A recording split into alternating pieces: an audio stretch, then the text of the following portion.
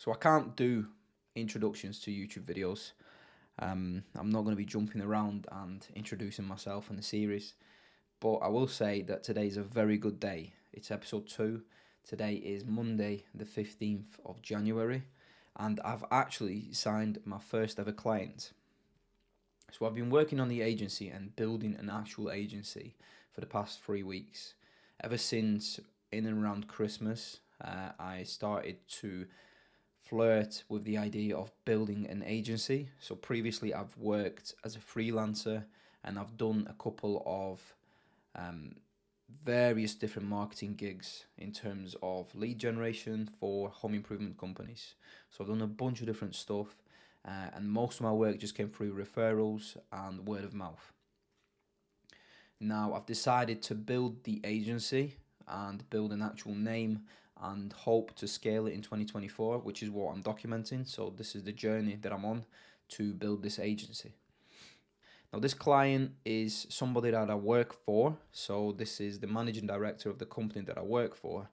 And I made it a personal goal of mine to tell every single person that I meet that could relate to what I'm doing and maybe find it useful, to basically just tell them what I'm doing, how I'm doing it, and offer any sort of help and value that I could for free, in terms of maybe if they're struggling with lead generation or in terms of the business.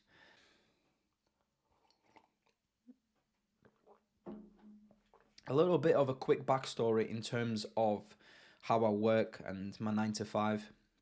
Essentially, what it is, it's a commercial and residential contractors company. So we are a home improvement company, but we also work within the commercial sector, building offices and building office fit outs and pharmacies and a lot of the different stuff. Now, the company that I work for is my father's. So my father is a founder of the company. He's a partner within the company across 3 different partners. So there's 3 of them. And one of them is a managing director. The other 2 work on site.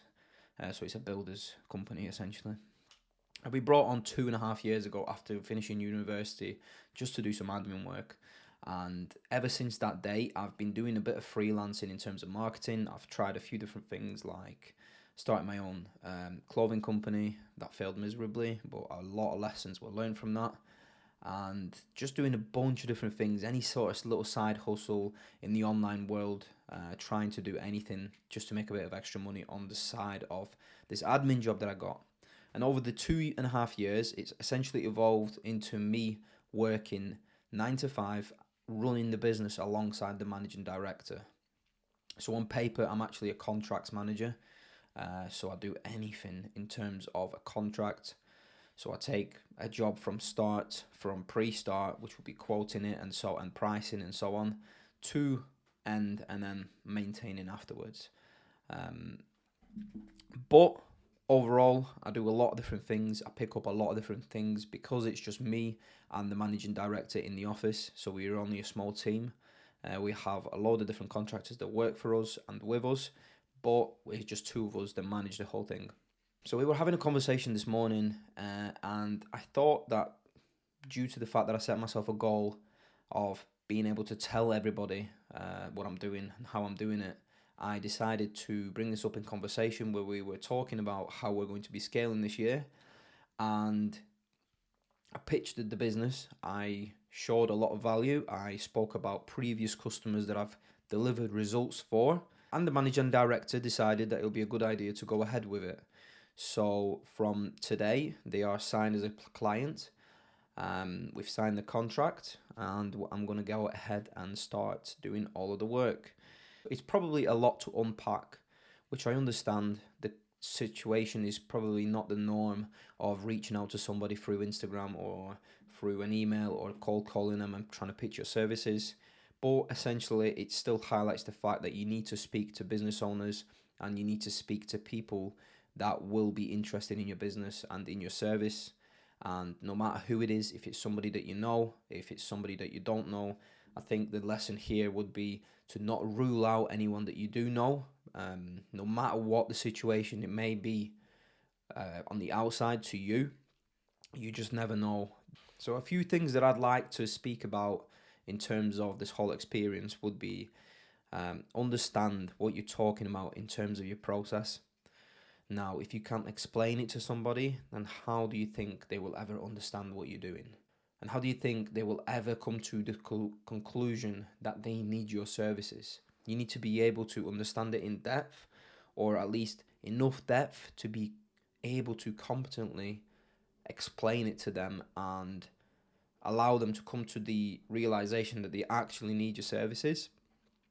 Now, the second thing would be focus on actions that generate revenue when you are ready behind the scenes.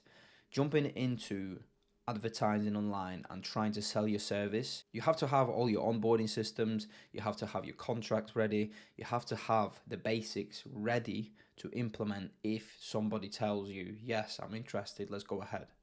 And as well as that, if you manage your focus and not your time, and you allocate the limited focus that you have every single day to things that are going to make you money, rather than making your website pretty or choosing your logo or making Instagram content, which we've all done it because we think it's going to generate revenue or it's going to bring us closer to somebody. And yes, it's important because your Instagram page and your website is essentially your portfolio, it's your face of the company, and it's important to keep that nice and tidy and active. But the main focus at the very start should be doing anything that will get you past the first client and start generating you money. And then you can start creating Instagram content for your page. You can make your website look pretty. You can start posting on LinkedIn about everything and so on, like everybody else does. Essentially, just a final note: focus on things that are going to make you money, rather than procrastinating and doing the little things that don't really matter at the very start. For the rest of this week, I'm just going to carry on as we are. I'm going to onboard a client. I'm going to get the GHL account set up. I'm going to start creating the adverts. And once I get the approval of the MD or of the client, however you want to say it, I'm going to start running them and generating the leads.